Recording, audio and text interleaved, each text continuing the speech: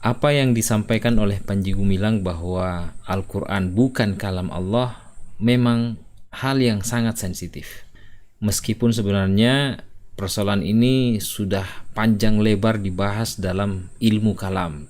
Ilmu yang mungkin tidak sepopuler ilmu fikih yang banyak dibahas oleh para ustaz, para da'i. Di samping karena memang ilmu kalam ini sangat sulit dipelajari dan juga memang karena sangat sensitif, sangat berbahaya. Tapi atas nama ilmu pengetahuan ini penting untuk saya sampaikan, tidak untuk mendukung atau melawan siapa-siapa, suka atau tidak suka tetap harus kita sampaikan.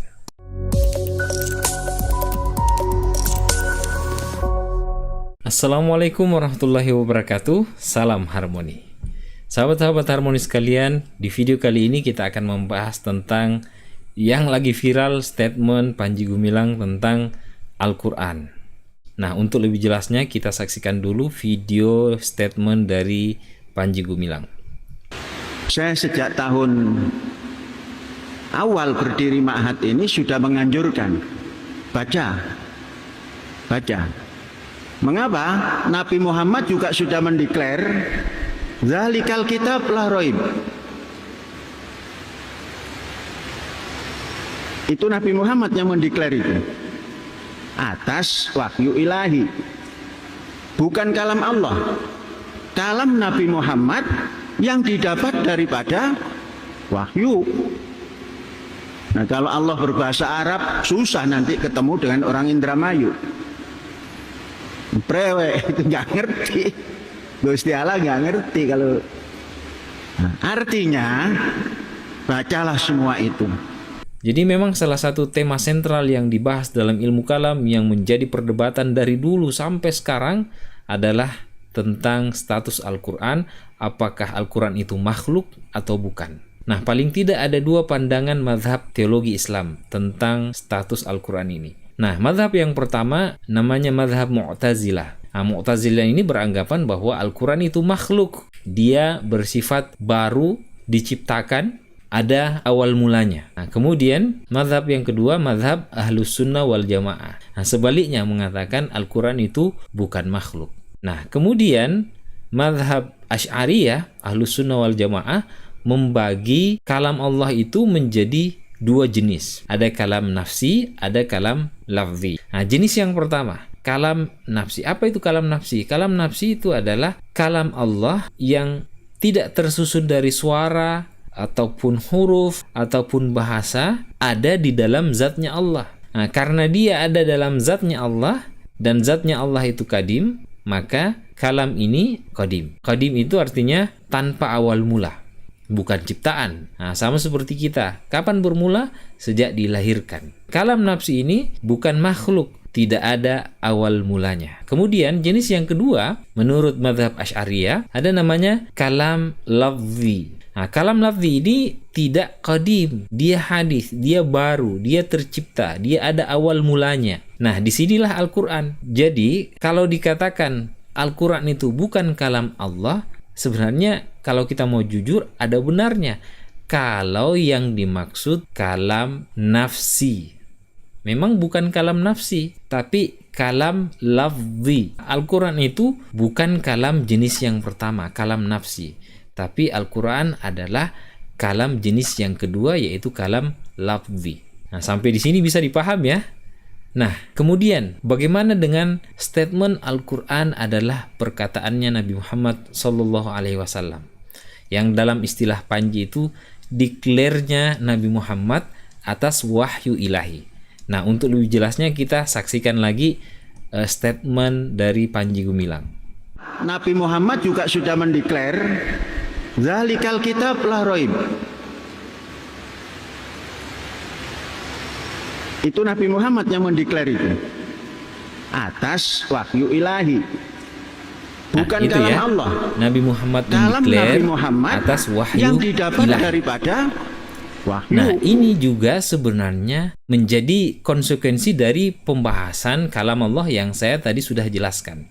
Nah, kalau kalam nafsi itu tidak tersusun dari apa? Dari suara, dari bahasa atau dari huruf, sedangkan kalam lafzi itu tersusun dari suara, huruf ataupun bahasa. Nah, secara logika kita tidak bisa mengetahui kalam nafsinya Allah kecuali melalui perantara lidah baginda Rasulullah Shallallahu Alaihi Wasallam, yaitu Al-Quran, karena Al-Quran itu diturunkan kepada Nabi Muhammad Shallallahu Alaihi Wasallam. Nah, makanya Al-Quran dinamakan kalam lafzi karena dia terlafaz oleh baginda Rasulullah Shallallahu Alaihi Wasallam. Makanya para ulama juga berbeda pendapat bagaimana Al-Quran itu bisa sampai kepada Rasulullah. Banyak sebenarnya dibahas dalam kitab-kitab Ulumul Quran. Nah, di sini saya sudah punya kitabnya, kitab yang wajib dimiliki oleh pegiat ilmu Al-Quran ini. Kebetulan saya dosen ilmu Al-Quran, jadi ya wajib punya ini. Nama kitabnya Al-Burhan fi Ulumil Quran karya Badruddin Az-Zarkashi rahimahullah. Di pembahasan tentang bagaimana turunnya Al-Quran, beliau menyebutkan wa naqala ba'duhum anis Samarqandi. Ada riwayat dari As-Samarqandi bahwa ada 3 pendapat mengenai bagaimana turunnya Al-Quran itu. Apa sih yang diturunkan kepada Nabi Muhammad? Ahaduha, yang pertama, annahu al-lafz wal ma'na. Yang diturunkan kepada Nabi Muhammad adalah lafaz dan maknanya. Wa anna Jibrila hafizal Quran minal lauhil mahfuz. Jadi Jibril itu sebagai perantara, dia menghafal Al-Quran dari lauhil mahfuz, lafaz dan maknanya. Nah, kemudian disampaikan kepada baginda Rasulullah Shallallahu Alaihi Wasallam. Nah, itu pendapat yang pertama. Kemudian pendapat yang kedua, apa katanya? Annahu innama nazala Jibrilu ala Nabi Shallallahu Alaihi Wasallam bil ma'ani khassatan. Jibril itu membawa kepada baginda Nabi itu maknanya secara khusus. Nah, jadi maknanya saja yang Jibril bawa kepada baginda Rasulullah. Wa annahu sallallahu alaihi wasallam alimatil kalmaani. Rasulullah tahu, paham makna-makna tersebut yang dibawa oleh Jibril itu. Wa abbara anha bilugatil Arab. Nah, kemudian Nabilah yang mengartikulasikan, membahasakan dengan bahasa Arab, bahasa yang dipahami oleh kaumnya. Wa innama tamassaku biqaulihi ta'ala. Ini berdasarkan firman Allah, nazala bihir ruhul amin ala qalbika. Nah, dalam surah Asy-Syu'ara ayat 193-194. Nah, itu pendapat yang kedua ya. Nah, kemudian pendapat yang ketiga, anna Jibril alaihissalam, Jibril itu innama ulqiya alaihil makna. Nah, diberikan kepadanya makna. Jadi dari Allah diberikan kepada Jibril makna Al-Qur'an. Wa annahu abbara bihadhil alfaz bilugatil Arab. Dari makna itu Jibril membahasakan, mengartikulasikan dengan bahasa Arab. Nah, jadi ada 3 pendapat yang berbeda. Kalau pendapat yang pertama, lafaz dan makna itu diambil dari Lauhul Mahfuz dibawa kepada baginda Rasulullah. Nah, pendapat kedua, Jibril membawa kepada Nabi Muhammad itu dalam bentuk makna saja. Nah, kemudian Nabilah yang membahasakan dengan bahasa Arab. Nah, kemudian pendapat yang ketiga, Jibril itu diberikan makna, kemudian dia bahasakan dengan bahasanya Jibril, yaitu dengan bahasa Arab. Nah, itu 3 pendapat yang berbeda. Ini disebutkan dalam kitab Al-Burhan fi Ulumil Quran. Silahkan dicek sendiri. Juga misalnya kitab Mabahith fi Ulumil Quran, juga ini menjadi referensi utamanya para pegiat ilmu Al-Quran, yang ditulis oleh Manna'ul Qattan. Nah, di halaman 29, walidzalika dhahabal ulama berpendapat fi kaifiyati wahyillahi ila Jibril bil Quran ilal madzahib al-atiyah. Nah, bagaimana wahyu dibawa oleh Jibril, yaitu Al-Quran. Ada 3 mazhab di sini disebutkan. Mazhab yang pertama, anna Jibrilah talaqqafahu sima'an minallahi bilabdil mahsus. Jibril menerimanya secara sima'an. Dia dengarkan dari Allah Subhanahu wa taala dengan lafaz yang khusus yang tidak diketahui. Nah, kemudian pendapat yang kedua, anna Jibrilah hafizahu minallahil mahfuz. Jibril menghafalnya dari Lauhul Mahfuz seperti tadi di kitab Al-Burhan, lafaz dan makna. Nah, kemudian pendapat yang ketiga, anna Jibrilah ulqiya ilaihi al-ma'na wal alfazu li Jibril. Nah, Jibril diberikan secara makna. Nah, sedangkan lafaznya, bahasanya itu dari Jibril. Auli Muhammadin, atau bahasanya dari Muhammad.